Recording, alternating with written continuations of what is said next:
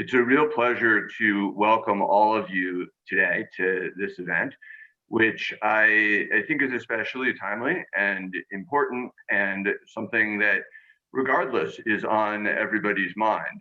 So we're especially fortunate to be joined by four incredibly informed and interesting individuals who have devoted their lives to different aspects of issues directly pertinent to the 2020 election and so much more.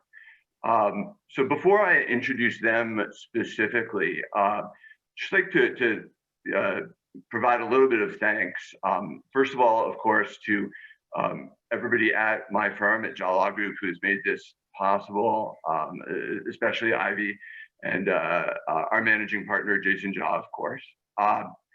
As well as we're joined tonight by quite a few people from China, including some folks from the media. And in particular, I would like to thank the organization Jlg'S, who have helped coordinate that to, again, add to the diversity of our audience and recognize that this isn't just a conversation for Americans, because certainly whenever we're discussing the American election, and in particular this one, that is truly a global issue, not just one involving a domestic decision.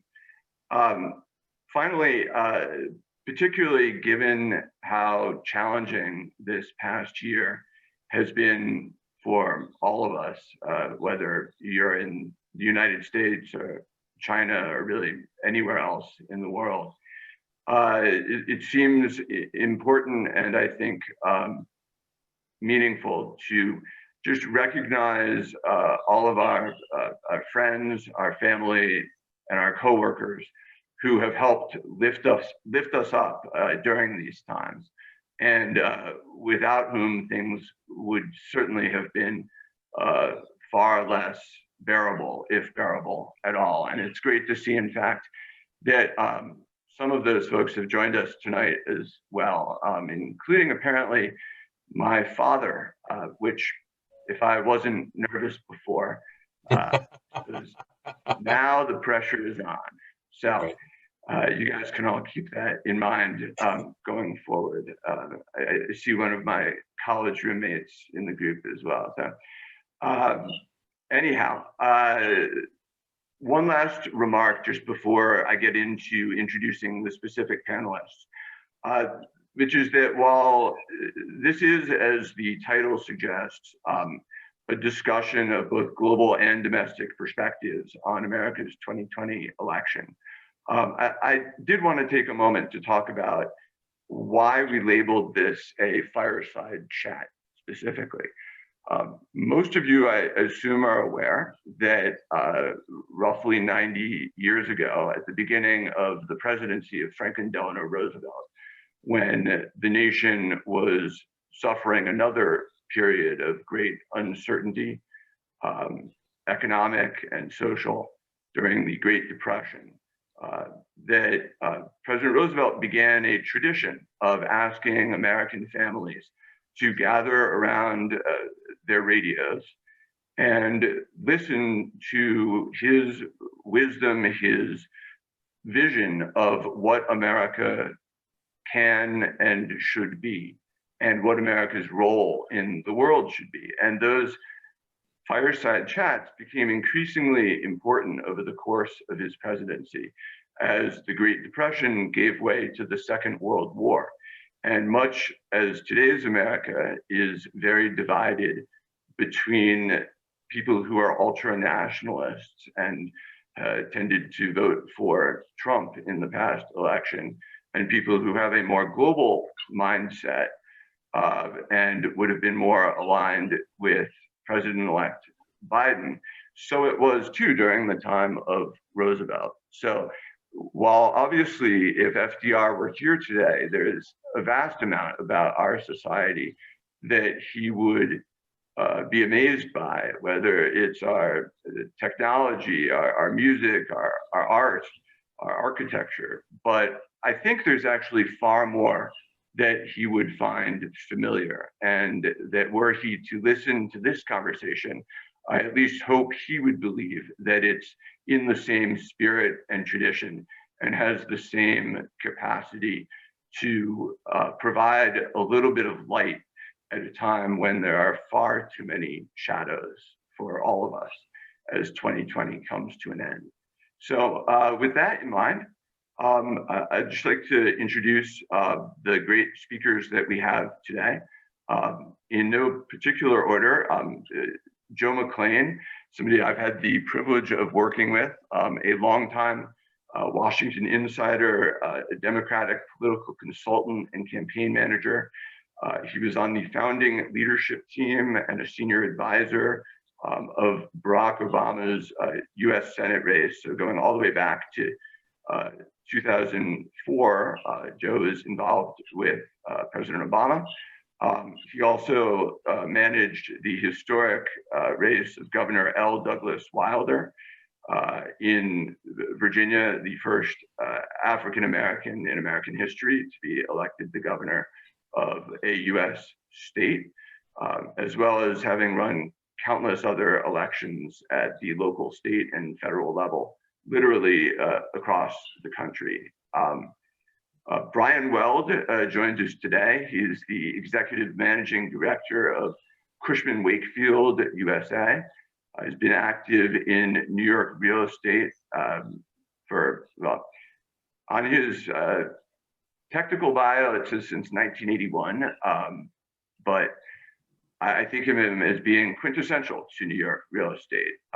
He also leads Cushman's China development team, which focuses specifically on serving the unique needs of the Chinese business community, and is a genuine expert at managing all aspects of what, especially today, is an extraordinarily challenging business at a time when so many companies are reconsidering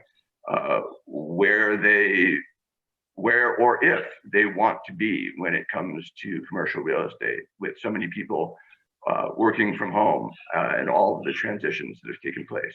So I think his perspective on all of these issues will be very helpful. Jeff Stein has been a long-time journalist specializing primarily in issues related to foreign policy and national security. Originally started a column called Spy Talk in Congressional Quarterly that ultimately migrated to Newsweek, where he served as a reporter since 2013, and more recently launched Spy Talk as an independent publication, where it's become increasingly influential among DC national security circles and more generally on the Hill and in the world of DC politics. He's also written for publications including the New York Times, the Boston Globe, the Washington Post, Foreign Policy, and a list that would be far too long to go through fully here. But needless to say, his views taken both from his time serving in the Vietnam War and the books that he wrote about that experience to his journalism also are incredibly valuable for us today. And last but not least, David Turch, the owner and founder of David Turch and Associates, a preeminent lobbying firm in DC that is notably bipartisan. Before founding David Turch and Associates in 1987, Mr. Turch also served 15 years as a legislative aide with members of both the US House and Senate in both major political parties, and was a former division director at two of the largest independent public relation firms in the United States. So when I said we were fortunate to be joined by such amazing people, I certainly was not exaggerating. It's an honor to be with all of you, and thank you. To get things going today, I think we'll plunge right into the topic of what I would frame as the divided states of America, which is certainly, I think, what the numbers in the election demonstrated, where although President-elect Biden won more votes than any other presidential candidate in US history, the candidate who won the second largest number of votes of any candidate in presidential election history in the US is, of course, Donald Trump. And that's a pretty astounding outcome when one thinks about how stark the divide is and was between their visions for the country. So I'll throw this out, I think, first to Joe, and just ask, although President-elect Biden's victory clearly was decisive,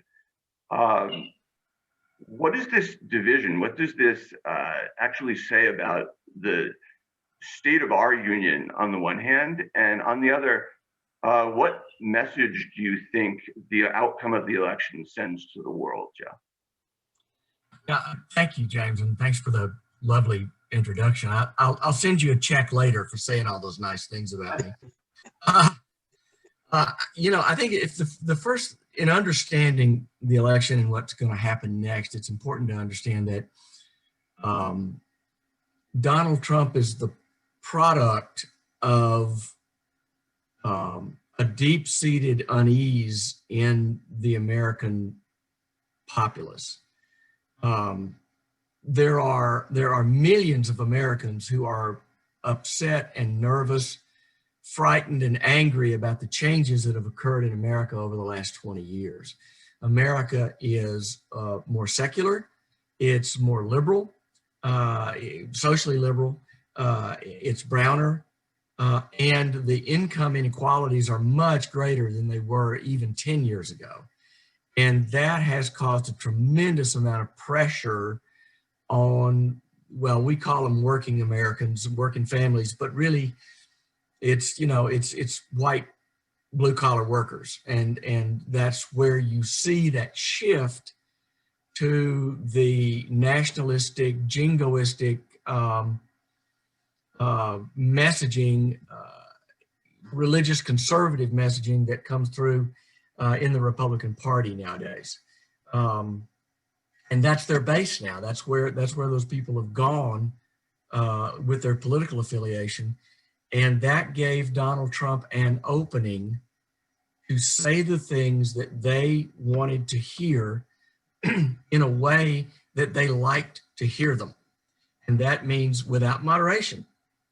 One of the first things you heard about Donald Trump was, well, he just says what he believes. And a lot of people believe those same things, but it was unfashionable and, in fact, embarrassing to say them out loud until Donald Trump came along. So that's where we are. And so now there's a big swath of America who has bought into the idea of Trumpism. And you remember this started with the Tea Party, right? I mean, this started with a reaction against the pointy-headed intellectuals and the bicoastal elite who wanted to tax everybody and give everything away, the makers versus the takers. And the Tea Party then evolved into Trumpism, frankly, because of Donald Trump, because he just took the leadership of that movement. And it is a movement. So, Joe, I think that's a very important observation. And I would be curious as to Brian's perspective of how that transition that Joe's talking about within the Republican Party, typically traditionally thought of as the party of big business to a large extent, how that's affected things both for your clients, for Cushman, and how this politics has played into people's sense of what's taking place in our economy. That's a good question. I think specifically sort of taking the pulse of the Chinese business community here in New York City, I think it has led to a lot of caution, a lot of sort of wait and see. Businesses, whether domestic or foreign, don't like uncertainty. So I think a lot of businesses held off making important real estate decisions and investment decisions pending the results of the election. And now that that has been established for most rational people, I think that what we're starting to hear on the street is that projects that have been shelved for a period of time are now being sort of reinvigorated. Plans about maybe buying a company or expanding an office presence or making an investment can now potentially proceed. There were a number of Chinese companies that were really hamstrung by the very stringent and overwrought, say, security requirements the U.S. government was imposing. And there were a number of projects where basically they said, we can't do anything because these security restrictions are so onerous that we are basically frozen in place. So I think you need to take that into account. And also, President Xi sort of putting his thumb on things. I have a very good relationship with HNA, which made a number of high-profile real estate acquisitions, and the government kind of tapped them on the shoulder and said, you're overextended here, and you're sort of way too much in the spotlight, and you need to step back. And they had to basically unwind a portfolio that they had assembled that I think conservatively was valued at $14 billion, both here in New York City and elsewhere. And I mean, they made a very high profile purchase of 245 Park Avenue that they still retain a controlling interest in, but they had to sell off 49% to an operating partner here in New York City. So I think that there's, sort of some cross currents here, and but I think there's a sentiment that now that Biden is in place, there'll be, I think politically they're going to have to evidence this strong, tough guy position with China. But I think to some extent that has been rooted now in the congressional hawkish perspective. But, you have a former Treasury Secretary like Hank Paulson, who's now saying, there's time, now is the time for cooperation, and rather than confrontation. We're the two largest economies in the world.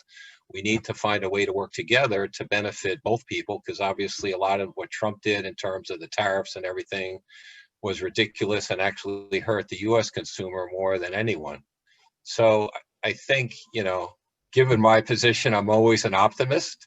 So I think that we will see some of these projects that have been put on hold start to move forward as people get more certainty and have more comfortable about the political environment that will come to pass under the Biden administration. Right. And so, yeah, I think a fascinating transition from what Joe was talking about politically into the fact that, yeah, these things really do have practical consequences, which I guess brings me to my next logical question, which would go to Jeff, as somebody who's been, involved in every aspect of the unbelievably transforming news business for decades, and in particular, very recently, as he started his own publication. So, and I'm curious, Jeff, at a time when people's opinions, the opinions that are resulting in the political and practical / business changes that Joe and Brian talked about, at a time when people are getting where they get because they're receiving their information in walled gardens, in increasingly more isolated information communities. What is the role that journalists like yourself can play, perhaps, in helping heal some of that division, and or is it just, have we gone too far at this point? And I thought, especially if you could maybe address some of Brian was talking about this specifically in the context of China, how this does affect views on everything from foreign policy to, what we believe to be the truth. Yeah, I'll address that. Thanks very much, James. I'll address that China question for a moment, just to raise the point that I've been getting the impression from things I read that impatience with Taiwan is really building up very strongly among the hawkish leaders in the Politburo, and that there is a case to be made, an argument to be made that China may strike now to isolate and neutralize Taiwan. We're not talking about an invasion, but to snatch off the Dongsha Islands, for example, which they could do in a heartbeat because Taiwan only has a small contingent of Marines there. And to just sort of stun Taiwan into neutralization.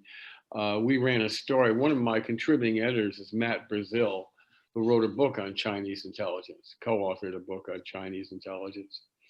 And he wrote a piece based on his sources and open sources that the China's really ready to make this move, and this may be the time of mass confusion in the United States, which is going to take me back to that media question you asked.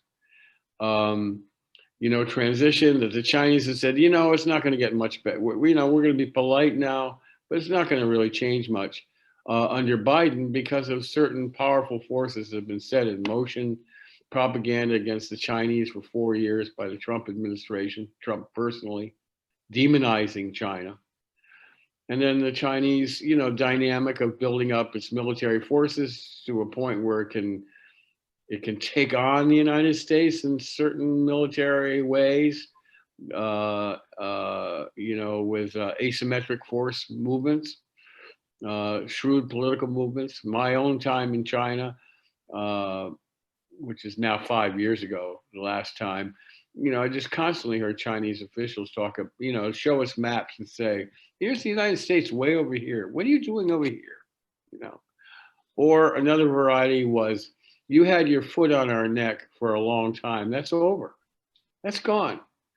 There was a strong feeling of parity. China stood up, to coin a phrase. And they're ready, and they're feeling their oats, and they're seeing the United States as weak and chaotic. Which brings me back to the media. I actually had I probably shouldn't name him, but a founder of the Lincoln Project, who was the Never Trump Republicans.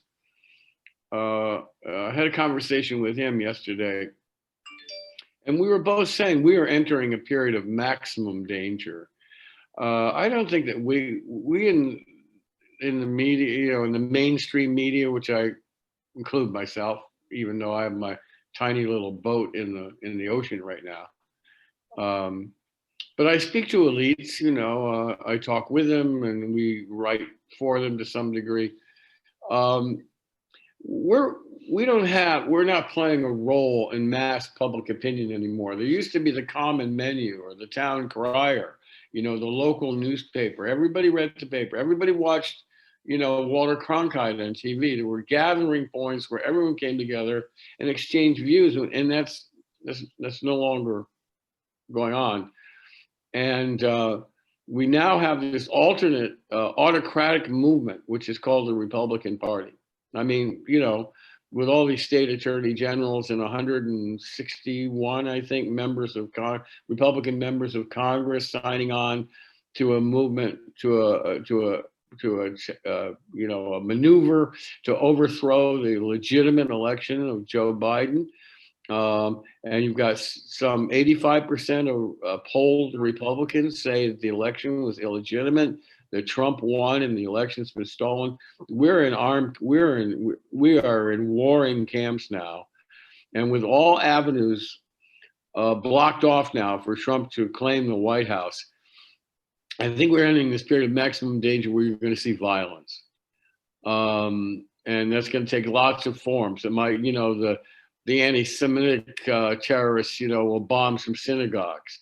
The they'll have lone actors, lone wolves, like we've seen so many times, walk into Walmart and kill people. Some guy drove all the way up from North Carolina to with an automatic weapon to go into a pizza shop in Washington looking for perverts. You've got all, a lot of violence going on. The Boogaloo Boys, the Proud Boys, who were in town. As recently as last weekend, right, in Washington, D.C. There were, I believe, they were tearing down Black Lives Matters posters from historic black churches in D.C. and burning them. I mean, they're in a mood for a fight. And I wrote about this actually just a couple of days ago, that, local police are infested with white supremacy and neo-Nazi sympathizers. And the FBI knows this, but is suppressing its own reports about it. For reasons that people who follow the FBI and law enforcement would understand, that they don't want to antagonize local police.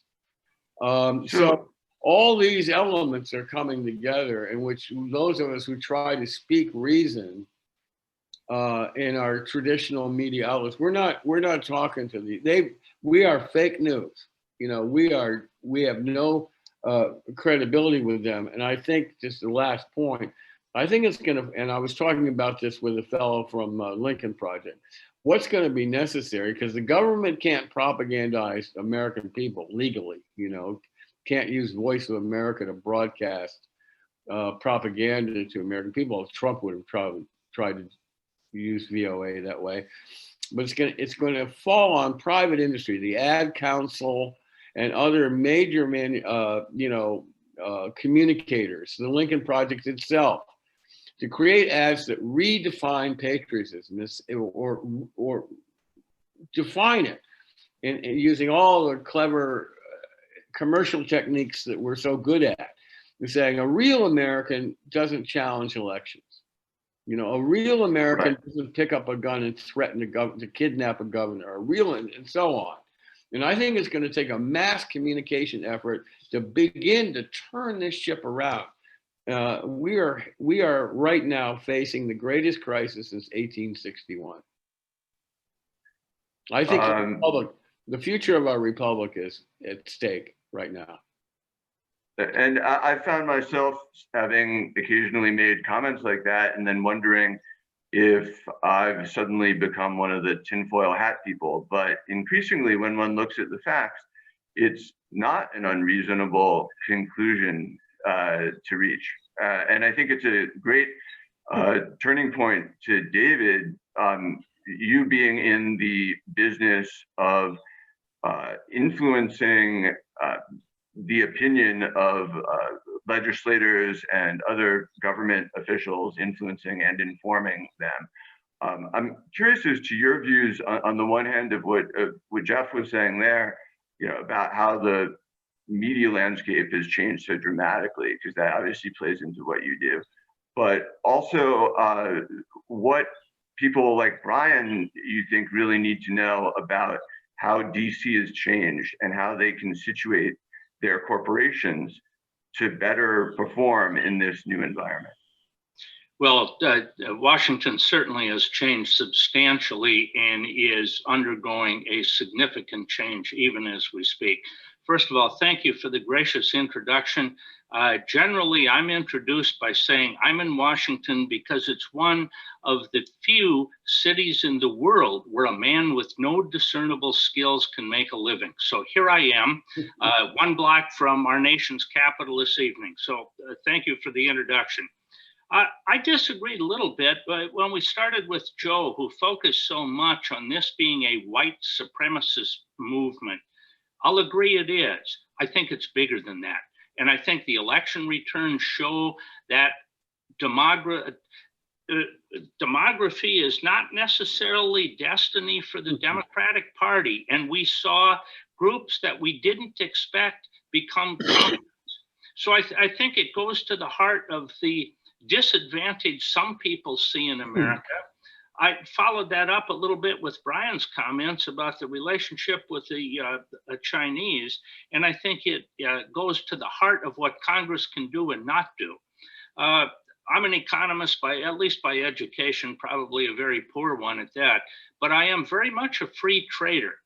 I think that what happens with the Congress this time around is that they follow the views of the constituents back home, and they hear from those people on a pretty regular basis, whether they like town meetings or don't like town meetings, they still pay attention to the folks back home. End of that story is that there is a substantial and I think growing anti-Chinese sentiment among the general population in America, and it crosses ethnic and color, whatever lines. And that's going to remove the ability of the Congress to take a kind of an action that I think we really need. I think there's an advantage that is, as opposed as I am to tariffs, and Brian, you hit it right on the nose, we pay for those tariffs, it's not other people that are offshore.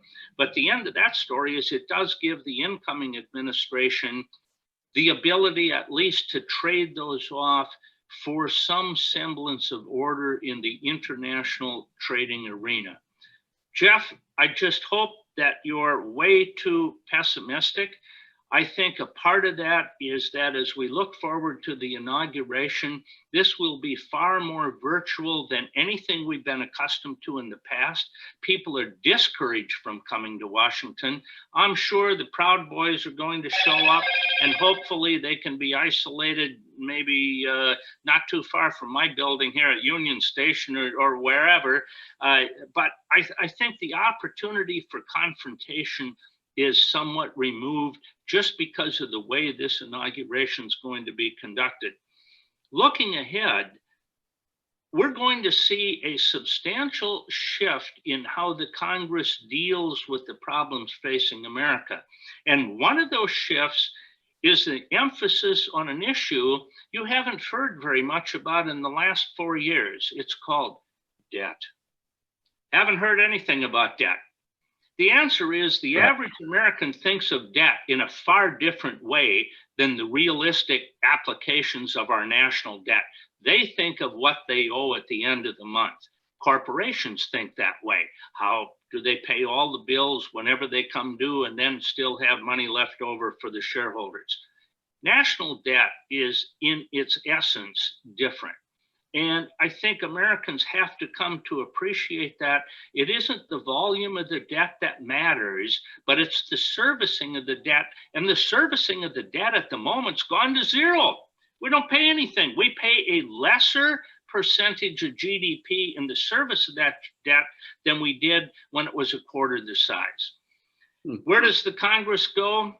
I think they will be relatively ineffective and unable to address major issues, one being our overseas relation, not just with China, but around the world, just because of the poisoned atmosphere in which we find ourselves today. I think big issues of climate change and immigration. If there was ever an issue in the history of America, this institution across the street ought to be dealing with, it's immigration. And the last time we heard a really, I think, holistic approach was with Bush 43, understood immigration, but he couldn't sell it to his own party. It was the last time the Congress has seriously dealt with it. I don't expect a whole lot to come down. So we have on those 2 or 3 issues turned to the administration. I think where things can be effective this time around, debt notwithstanding, are one, infrastructure development. Affects every company in America. We can spend a substantial amount of money. We ought to be doing it. And essentially, when we get down to the point of saying, what's infrastructure? It's filling potholes. It reminds me of the current governor of Michigan who campaigned and won on the slogan, fix the damn roads. Both parties can sell that slogan. We could move to a major infrastructure bill. It's good for the economy. All we're going to hear on the other side is the old saw, and I've been hearing this for the 3 decades I've been in business. How are we going to pay for it? Well, the answer is we can't pay for it the way we used to. The gas tax went out of business 15 and 20 years ago. it no longer pays for the kind of infrastructure development that it's supposed to pay for. So every year, by the $10 and $20 billion the Treasury has to backfill the very functions that have been decreed by the Department of Transportation and the Congress about what we should be doing. We just don't have the money to do it. I think in the 117th Congress, we can get to the point of where we would have debt not going to be inconsequential, but we can get to the point of figuring out how we're going to pay for that. I mean, gas tax worked great when you got 7 miles a gallon in your automobile. There are only people my age who can remember this, but it's okay. Now vehicles get 25 and 30 miles a gallon, and some of them don't burn gasoline at all. Every vehicle in America, almost without exception, today, without any modification, we can measure your mileage. When you go to the gas pump or to the electric charging station, we can tell how many miles you drove, probably even where you drove it. There'd be a problem with that. The other issue I think we could really concentrate on is medical care, and particularly following the pandemic. Medical care has required, remember, the ACA Obamacare was essentially the Republican solution to our medical problems back so many years ago when it was adopted. And that's why, in part, Republicans have had a very difficult time coming up with an alternative. It was their idea. So in the end of it— You're talking about what Mitt Romney did in Massachusetts? Exactly. That's why, in part, the good senator from Utah was really hung with, what were you doing with Obamacare in Massachusetts? No, it was the experimental time. It's where we tried it and it worked. And now It came out of the Heritage Foundation. What's It that? came out of the Heritage Foundation. It's the Republican plan. Well, that's true. It's right. Literally, I could throw a rock into the Heritage Foundation from my office right now. We're just that close. That's how it all came to be. But the end of it is the ACA, which is really loved by Americans, or Obamacare, which is generally disliked by Americans. It's the same damn thing. But in any event, really does require modification. We need to get there. And I think if we looked at infrastructure and we looked at medical care, those are two things the Congress can deal with. They're good for companies. Brian, they're good for your company. They're good for all of us. Where we're not going to get, I think, is the one area where Congress, it's just their prerogative, deal with immigration. I don't think they can. I don't think they can deal with Chinese and offshore questions, because that whole business has been poisoned with the constituents back home. Members still pay attention to people back home. And then climate change is something most people don't even understand. They're either for it or against it, and they know they have very specific reasons why they're for it or against it. They just don't know anything about the issue. Right. And I think from my perspective, it's that process of education, which to some extent has traditionally been done by the news media. In other areas, it's obviously been done by the educational system itself, but that entire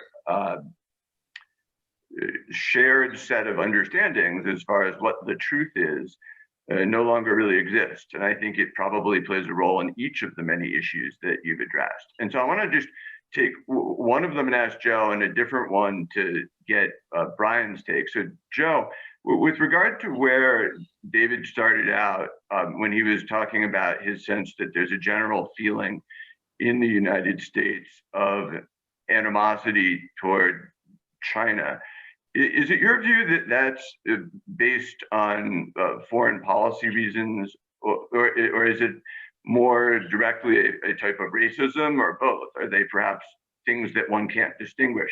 And if you were advising a candidate about how to deal with that, how to help bring the country more together on issues of race, but more specifically how to think about a country like China, the second largest economy in the world, more intelligently than we do today, what would you be advising that candidate?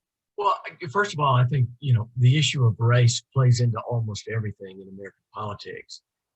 So there's certainly an element of sort of chauvinism against Chinese people. And there's a long history of it in this country. Oh, absolutely, absolutely, and Chinese exclusion acts and so on. Yeah, but that's also true. There's a basic American chauvinism against virtually every foreigner, So that's part of it. I think the big part of it is for large swaths of working Americans of all races, their lives are not getting better in a way that they think they should be. Okay. And you may not even be able to measure it. Okay. It's how are you doing? How is your future going to be? How are your children going to be measured against your idea of what they should be? And I think large swaths of Americans feel like they're falling behind. And just bear with me here. They feel like they're working hard. They're good people. They go to church on Sunday. They pay their taxes. They go to work every day and do the best they can. They take care of their kids, but they're getting behind. It can't be their fault. So it's got to be somebody else's fault. So, for some people, it's the takers. It's the liberals. For some people, it's folks on welfare, which of course doesn't exist anymore, but that's irrelevant. For some people, it's the Chinese. And it's the Chinese because they feel like they cheat, right? They cheat. Their government supports their industries. They take advantage of their own people. This is what we hear, okay? I'm not saying this is true. This is what we hear. They take advantage of their own people. They cheat on intellectual property. They cheat on patents. They cheat on trade. And so they're taking advantage of us. That's why Donald Trump's message was so salient to those voters, is because they already believed it. Okay? How do you deal with that? Wuhan virus. Well, and of course that part of it did play right into his hand. The use of terminology like that certainly doesn't help make the situation more constructive. And so, yeah, exactly. And James, Ryan, for large groups of Americans, when he says it's the Kung flu, that's not viewed as racist. That's viewed as that's just the way it is. See what I mean? And that is a difficult place to be. I've been out on the sharp end of the spear for 30 years doing campaigns, lots of them for African-American candidates, a couple for Asian-American candidates. And one of the toughest things you have to deal with in forming public opinion is just matters of the way different races are perceived. And it's extremely difficult. And I got to tell you, I've been at this 30 years and I still don't know exactly how to do it. Well, here's the paradox I'd like to ask you, Joe, is that Trump was not only successful at demonizing the Chinese, which is easy, that was an easy hit. And the Chinese didn't help us either. But he also convinced these same people that their lives were better off and were improving under his administration. Even though we know the acceleration of wage disparity, the wage disparity accelerated under Trump. And, taxes did not benefit. I mean, these people were getting smacked, and yet Trump convinced them. So there is a role here for a difficult challenge for the Democrats is to sort of, you touched on it, about making people feel better about themselves. Trump, I think Biden has to make people feel that their lives are getting better with these initiatives of infrastructure. I never understood why Trump didn't do infrastructure. He could have been president for life if he did that. Absolutely. But these Republicans are not the Trump party. It's the Trump party now. They are not going to help him at all. They're going to sabotage him at every corner. Well, there's an interesting. I might disagree with that. I'm not so certain that's the way Washington is going to work. And I think it makes the assumption that because people are deferential to the president today, they're going to be when he's not in office. And for a while, that will continue. The fact is, he's been an amazing political figure who has held the destiny. We have a second house in Charleston. Our congressman down there, Mark Sanford of Appalachian Trail fame, was defeated because he took on and made disparaging remarks about the president. And the answer is, this has really sold on Capitol Hill. Fear matters, and you cannot be effective if you're not holding the office. When Trump is no longer in office, other people will speak forth. And the one, I don't think it's a dirty little secret, but to the rest of America, it's a secret. The president is mostly quite disliked on Capitol Hill. And I'm not sure if they're no longer deathly afraid of staying in office, he's still going to have the influence he has today, at least here on Capitol Hill. Yeah, and there's one other thing. There's one other thing that's going on right now that may very well be a harbinger of what I hope to be better things in the future. What you see with the negotiations on the COVID relief package is a group of centrist legislators that sprung out of an organization called No Labels. It's been in business for about 10 years. My wife and I were a part of starting No Labels. And in Congress, that grew into what's called the Problem Solvers Caucus. And you don't see a lot about it in the news. They're very quiet about what they do. They don't blow their own horn. But our friend Congressman Josh Gottheimer from New Jersey is the co-chairman of Problem Solvers. And the COVID-19 bill, the compromise bill, actually coup, came out of the Problem Solvers Caucus. And it's Democrats and Republicans working together for common sense things without the label of partisanship. And what you found is that McConnell has been forced to go along with finding a way to get that compromise passed because he didn't have the votes otherwise. And one of the things that we forget sometimes, and David and I were talking about this morning, one of the things we forget is that the majority leader doesn't necessarily set the agenda in the Senate.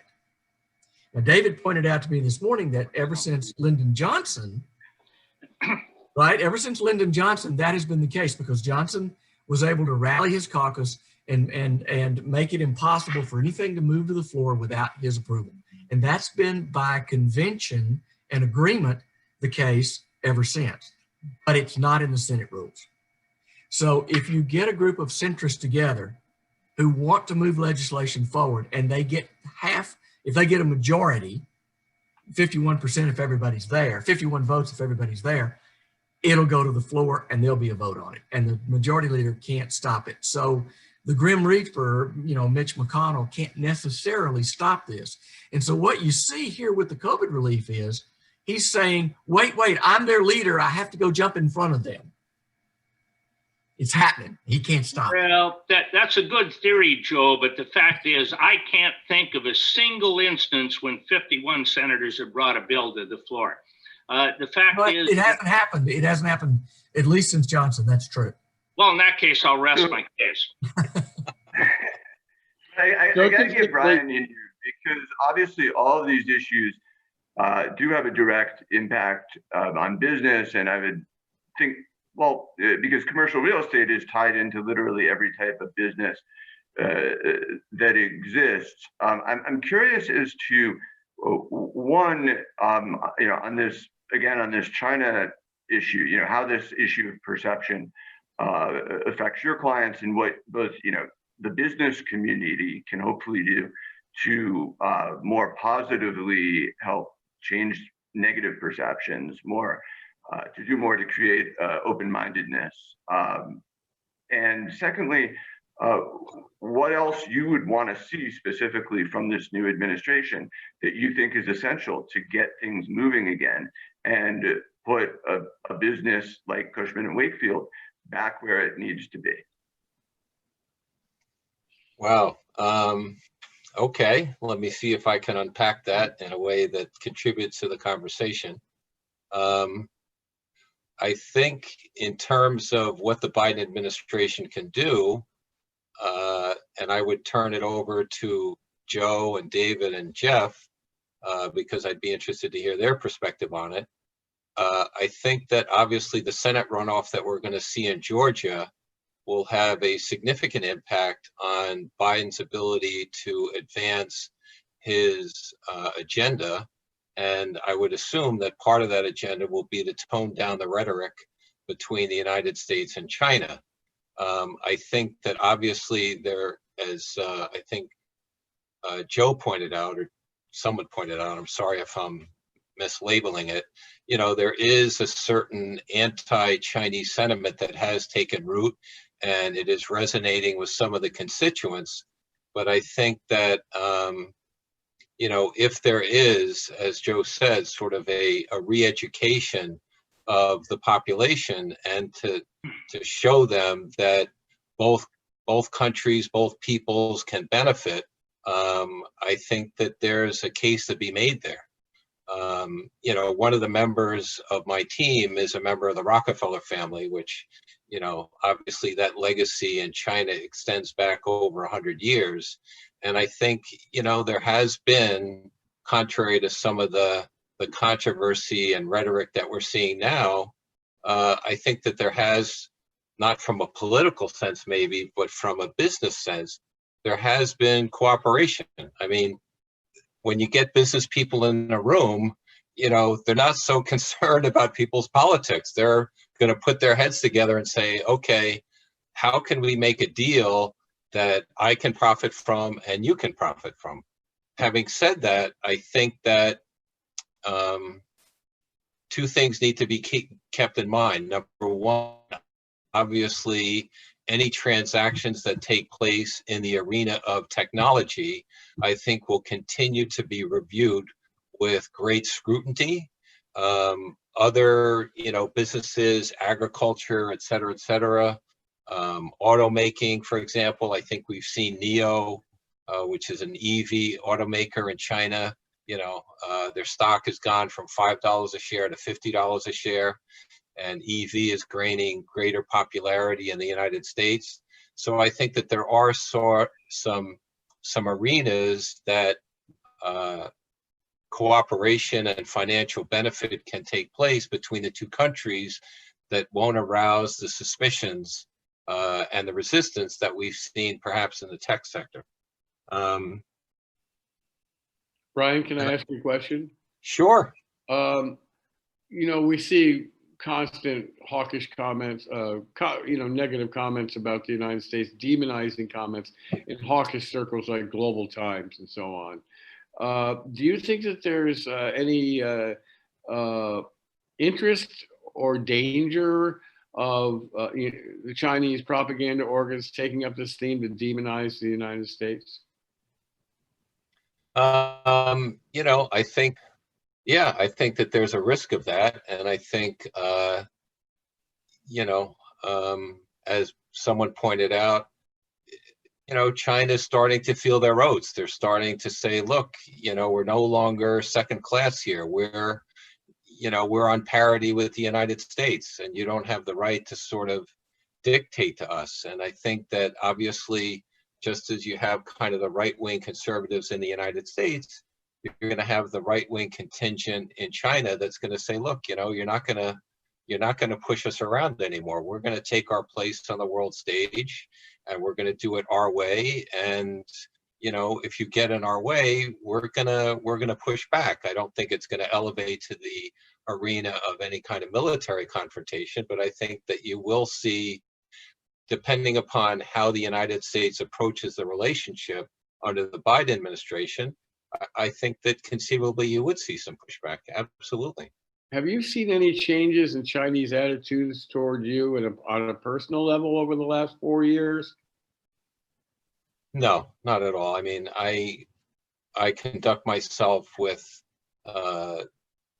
real honor and passion and devotion to service. And I think that, I recently completed a transaction for the Industrial Commercial Bank of China, which is basically the world's most powerful bank. And that came as a result of developing a relationship over a number of years. And now really they look to our team.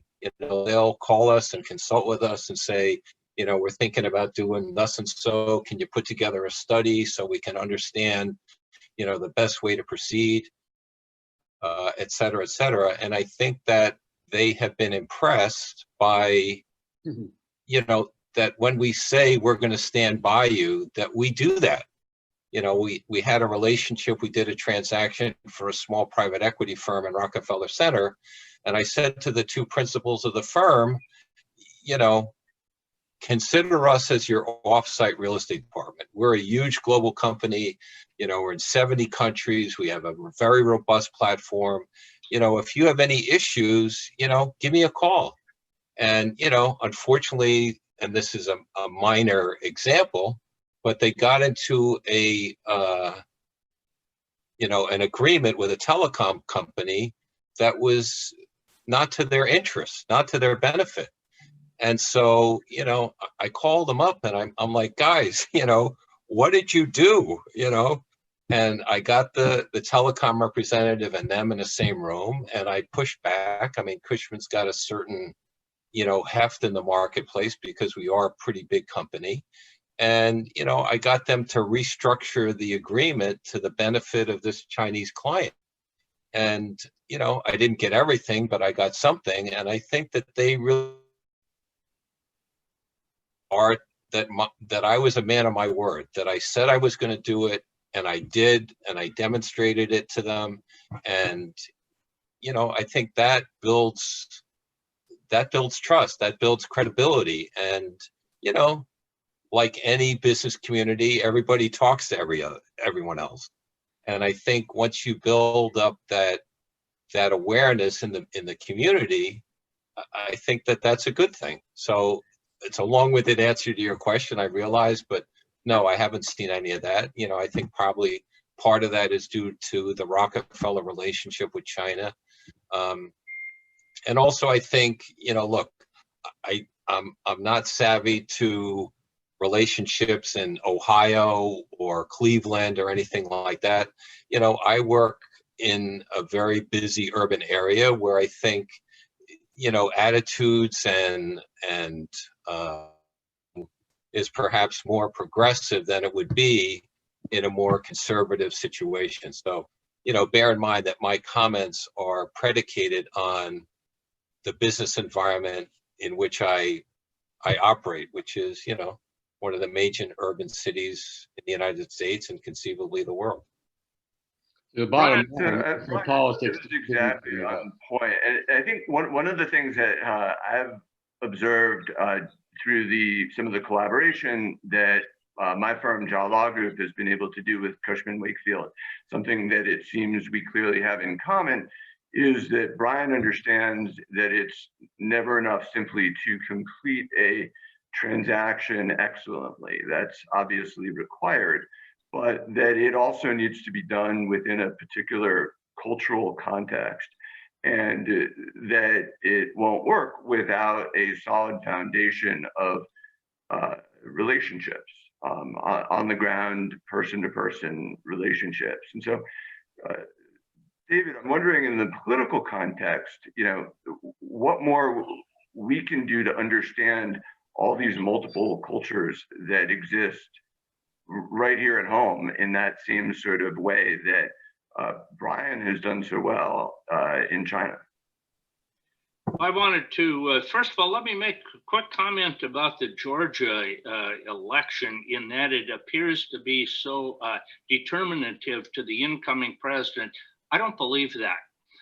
The fact is that if we move on, and in fact the president does have a good relationship with many senior members of the Senate and the House, it could be that we could have a better set of cooperation than we would have if if the Democrats take control of the Senate, then Mr. Schumer will set the agenda, and the progressives will turn up the volume a great deal, which can cause more political difficulty for Mr. Biden than having Mr. McConnell setting the agenda in the Senate.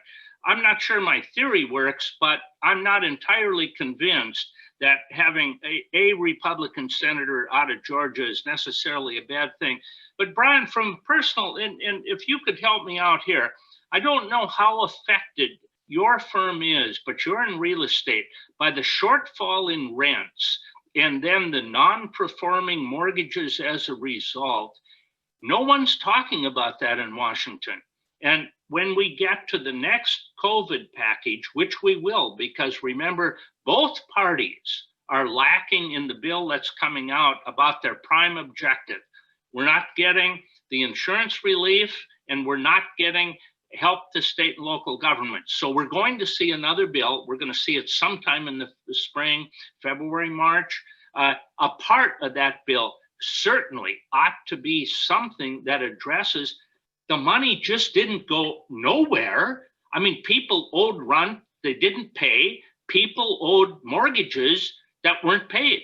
Somebody has to take up that slack. I don't hear anything being said in Washington. Does it affect your company? Do you have a solution? And I'm taking notes. I'll go on the record. How's that? Well, I think specifically what you're kind of pointing to, David, is the residential sector, which obviously is very personal to a lot of people, and has been a very challenging situation. Bear in mind that my focus is more commercial, so it's really kind of the business sector.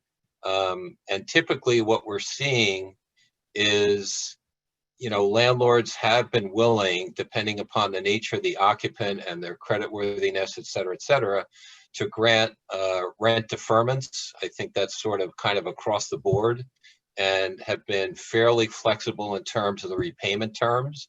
So they'll say, we'll give you a 50% reduction in your rent over the next 4 to 5 months. And then starting January 1st, 2021, we'll give you, 24 months to repay it. So I think that has been, given some immediate relief. Obviously, for those landlords that are over leveraged, and that then puts in danger their ability to finance the debt, that is definitely a problem.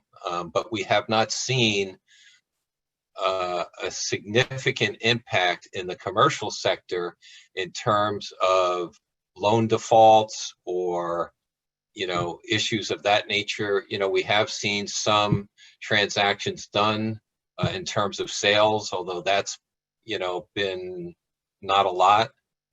So in terms of the commercial sector, it's a little bit of a different story. Where you have seen significant impact is obviously in the retail sector. Restaurants have been heavily impacted. A lot of them have closed. They've tried to struggle through by offering outdoor dining or takeout service, et cetera. So some of them have been managing to stay afloat, but it's a very difficult situation. And unfortunately, we've seen a number of retailers that were thinly capitalized having to shut their doors. So I think, across the board, we're seeing that.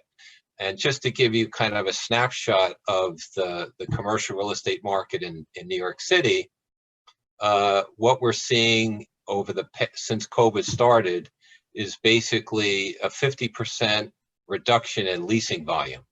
So that's a very, very significant impact in terms of the number of transactions and the size of the transactions that are getting done.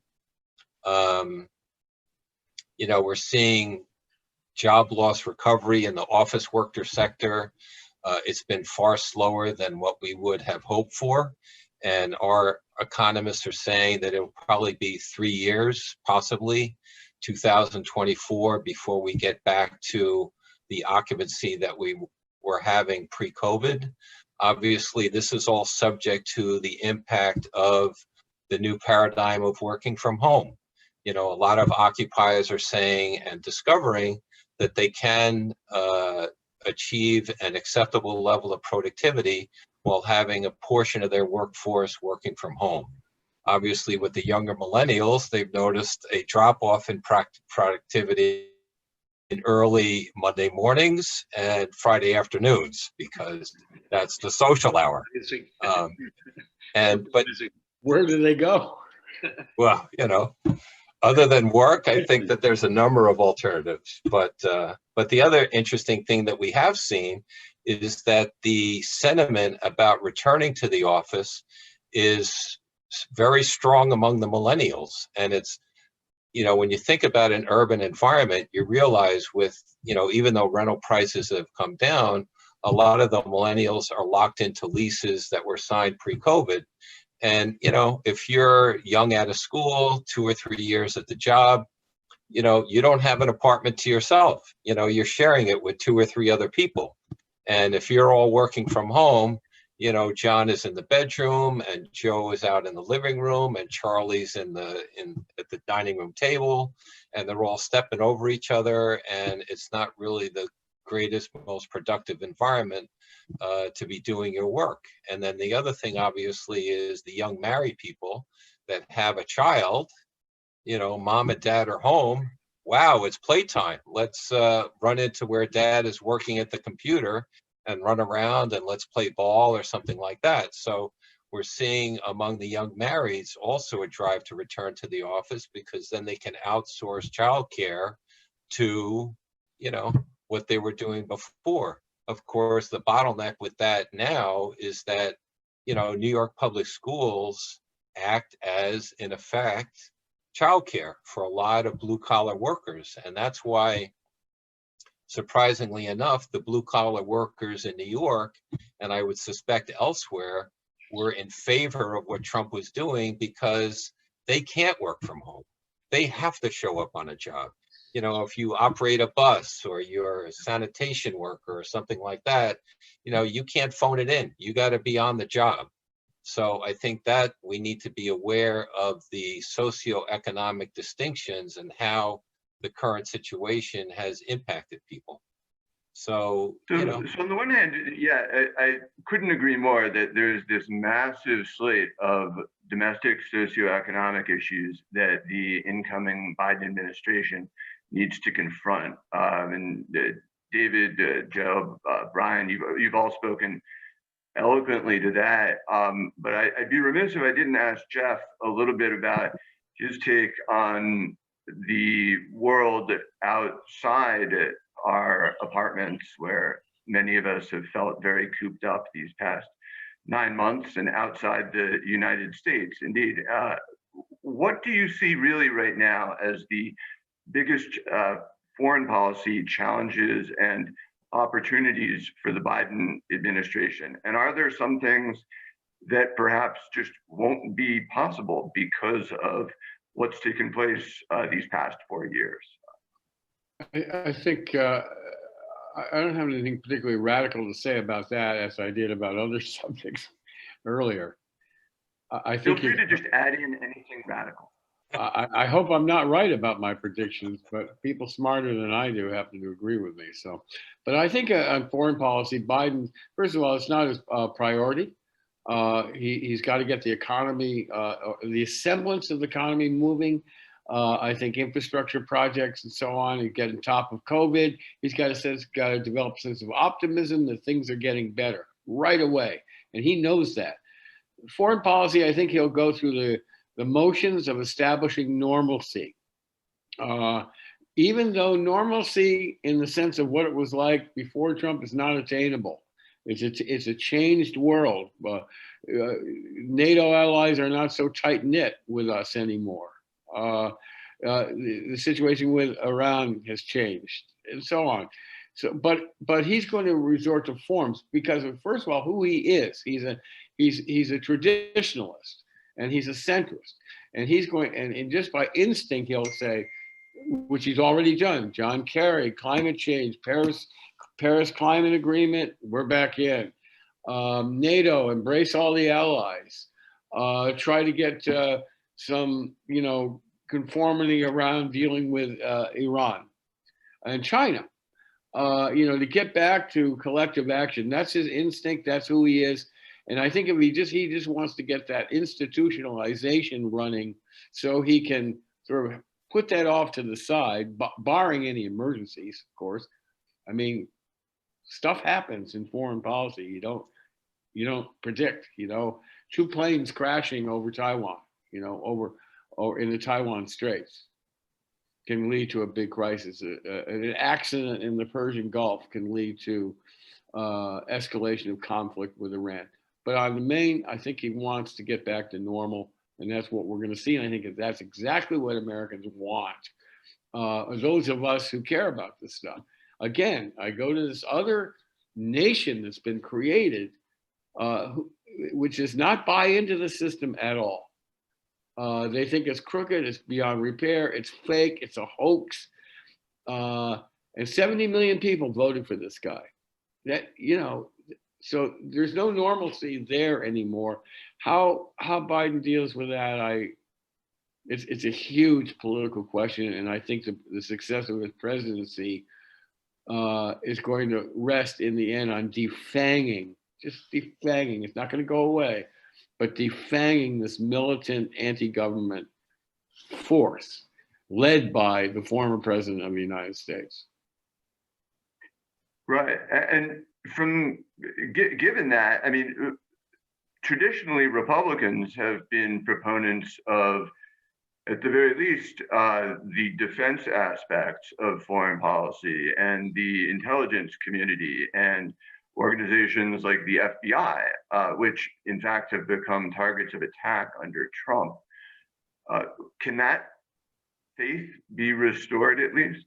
Oh, I think, people don't really care about the intelligence community. I mean, certainly people out there, they don't care about, even in Washington, they don't really care about, there's not bacon to be brought home from attending this Senate, being on the Senate Intelligence Committee. You can't boast about what you did and so on.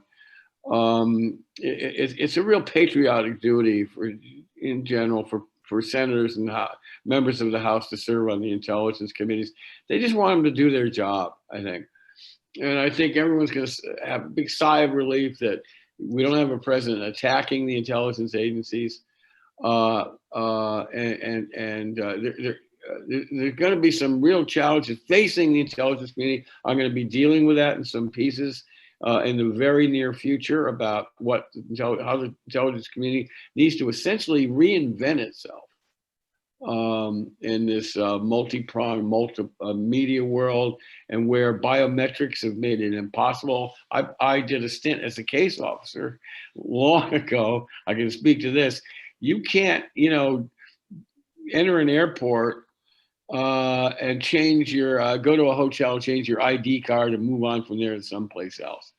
You can't do multiple covers like that anymore. Biometrics have made that impossible. So the trench-coated guys, waiting on a bridge in Berlin, a lot of that's going away, been replaced by cyber operations. The intelligence wars are going to be fought in the cyber realm. They're going on right now. Minutes before I came on here, I moved a piece about yet another cyber Pearl Harbor. We've had about 20 of them now, by the way. So if the cyber people had been in charge in 1943, the U.S. Navy would be at the bottom of the ocean. So there's lots of big changes coming in national security. I don't think they're going to be on the forefront. They're going to be quiet. They're going to be classified. And people just want them to do what they're supposed to do, I think is conventional, is the accepted wisdom on that. And too many other important things. I mean, the intelligence community work is really, really important, but it's not a matter of importance in the political discourse. Understood. Go spy. Do your job. Right. Yeah, it is unfortunate for the hardworking men and women of the intelligence community, but your point is certainly well taken. And I do recognize that we're sort of running out of time, but if we extend just a little, I would love to ask Joe a question at least, and then maybe see where the rest of you are on this. I think it sometimes ties things together, and that's this. Traditionally, the United States at least has referred to itself, going back certainly since the Second World War, as the leader of the free world. And that term has been used as a political term, as an economic term, as a jingoistic sort of foreign policy term, and as frankly, as a term meant to engage human rights as well, the sense that America has some exceptional notion as to what it is to be free. I'm wondering, do you still believe that that term, the leader of the free world, is helpful and relevant in thinking about America, describing America? And if yes or no, how can we maybe do a bit of a better job of not just improving our dialogue here at home, but also in the broader world? Historically, it has been very important, James. Historically, the application of soft power has been the key to our success, both in preventing wars and in our economic success. And I don't think we discuss and we don't value the application of soft power as much as we should. So what is soft power? Well, part of it is economic. Part of it is we make loans and we have expertise and we help other countries. Part of it is cultural. Part of it is, they like rock and roll and rap, and they like blue jeans, and they look at us and Broadway and the movies, and there's this cultural power and vitality and dynamism in America, and that's a very powerful influence in the world. But the other part is the power of our ideals. We are a nation based on very high ideals. We don't always live up to those ideals. We fall short a lot. You can see it right now with the Proud Boys and the Boogaloo Boys, and you can see it in the way Donald Trump handled our relations with the rest of the world. You can see it in the way he handled his relations with our own citizens. But the fact of the matter is, those ideals are very powerful. The idea of America is powerful. And when we live up to those ideals, we succeed dramatically in the world. And when we fail to live up to them, it hurts us. And having said that, I fully recognize that Asia operates under a different worldview than our Western individualist Enlightenment worldview, and that society functions differently because of that. I completely understand that. But the power of the concept of individual determination, that is, the individual can have the right to life, liberty, the pursuit of happiness, whatever that means. And I think pursuit of happiness was a very powerful phrase that just sort of accidentally happened. But it has been a leading ideal that has sold the concept, the idea of America to the rest of the world. And I hope we can go back to that. I think Joe Biden believes that. I think he holds those ideals to be critical and relevant. Whether we can get back there or not is another matter. But I do believe that we need to have an emphasis again on America's soft power.